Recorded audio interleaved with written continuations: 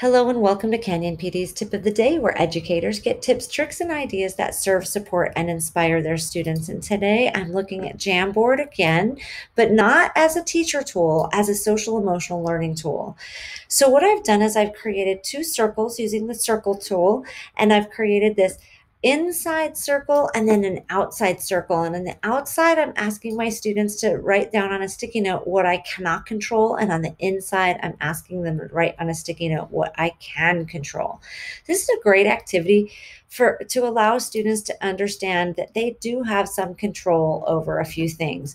So what do they have control over, right? Like they don't have control over remote learning sometimes, but they do have control about doing my homework, right? That's something I have control to do or not do.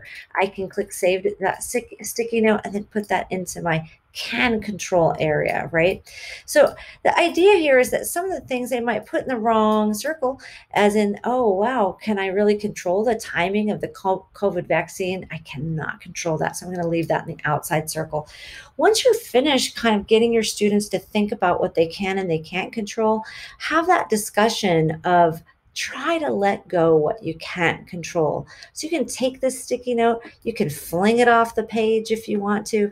You can have your students just take the pen tool and cross it out. They can even take an eraser and start to erase some of those things that they can't control. But ultimately, it's a way to use Jamboard to look at social emotional learning. And quite frankly, I think right now students are really thinking about how do I focus on my studies when I'm nervous about the reopening of school, for example.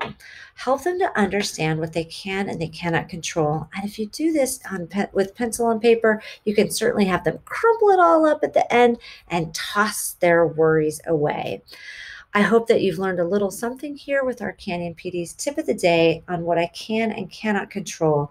Help your students to fulfill their purpose by helping them with their social emotional learning. Until next time, this has been your Canyon PD's tip of the day.